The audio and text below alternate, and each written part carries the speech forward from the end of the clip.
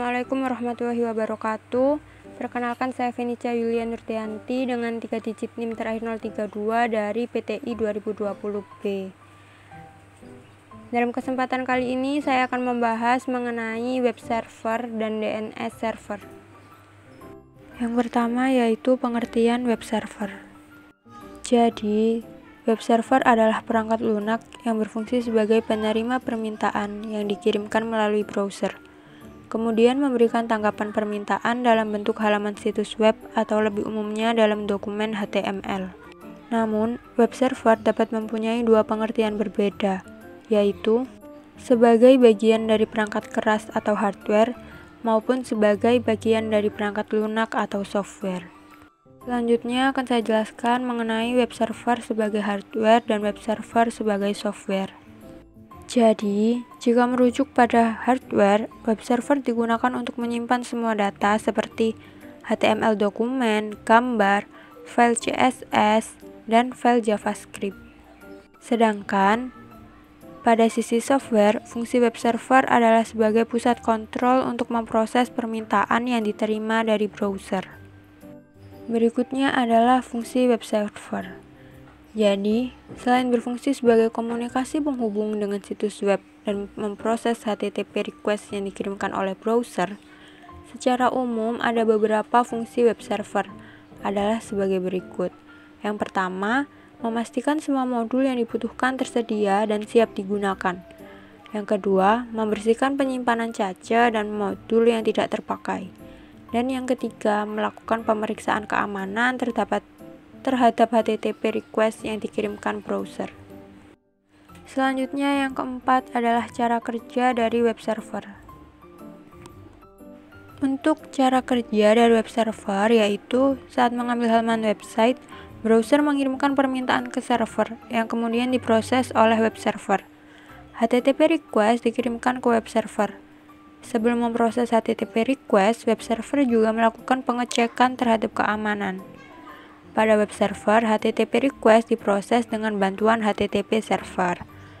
Jadi untuk HTTP server ini merupakan perangkat lunak yang bertugas menerjemahkan URL atau alamat situs web, serta HTTP atau protokol yang digunakan browser untuk menampilkan halaman website. Kemudian, web server mengirimkan HTTP response ke browser dan memprosesnya menjadi halaman situs web. Pada saat web server menerima HTTP request dari browser, jika diperlukan, web server akan mengirimkan query ke database untuk memenuhi permintaan HTTP request yang dikirimkan oleh browser. Berikutnya yaitu produk web server. Jadi dapat dilihat dari tabel ya. Ada 5 besar web server seperti Apache, Nginx, Lightspeed Web Server, IIS, GWS, dan sebenarnya masih banyak lagi layanan yang bisa ditawarkan seperti Oracle, Kestrel, dan lain-lain. Selanjutnya saya akan membahas mengenai Hypertext Markup Language. Jadi, HTML adalah singkatan dari Hypertext Markup Language. Disebut hypertext karena di dalam HTML sebuah teks biasa dapat berfungsi lain. Kita dapat membuatnya menjadi link yang dapat berpindah dari satu halaman ke halaman lainnya dengan mengklik teks tersebut. Kemampuan teks inilah yang dinamakan hypertext, walaupun pada implementasinya nanti tidak hanya teks yang dapat dijadikan link. Disebut markup language karena bahasa HTML menggunakan tanda mark untuk menandai bagian-bagian dari teks. Misalnya, teks yang berada di antara tanda tertentu akan menjadi tebal, dan jika berada di antara tanda lainnya akan tampak besar. Tanda ini dikenal sebagai HTML tag. Jadi HTML merupakan bahasa dasar pembuatan web.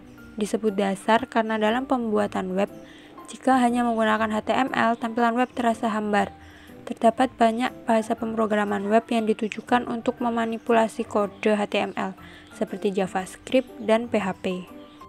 Selanjutnya kita beralih ke DNS server. Jadi apa sih itu DNS server? Jadi domain name server atau DNS adalah sebuah sistem yang menghubungkan URL dengan IP address. Normalnya, untuk mengakses internet, Anda perlu mengetikkan IP address sebuah website.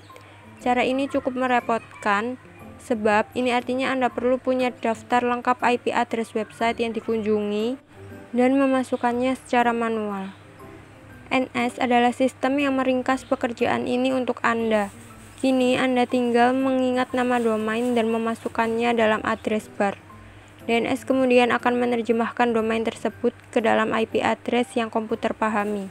Misalkan Anda ingin mengakses Google. Alih-alih menulis 172.217.0.142 ke dalam address bar, Anda tinggal memasukkan alamat google.com.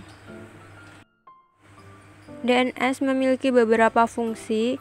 Yang pertama yaitu meminta informasi IP address sebuah website berdasarkan nama domain dan meminta informasi URL sebuah website berdasarkan IP address yang dimasukkan. Selanjutnya, cara kerja DNS server. Jadi, DNS bekerja dalam tahapan-tahapan. Dimulai proses meminta informasi atau DNS query. Kemudian dilanjutkan dengan tahapan-tahapan lain seperti DNS recursion, root name server, TLD name server, hingga authoritative name server.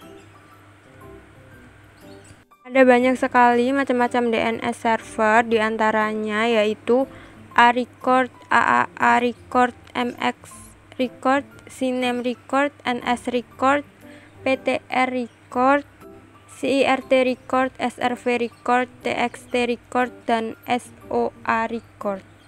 Berikutnya saya akan menunjukkan simulasi web server dan DNS server menggunakan software Kisco Packet Tracer.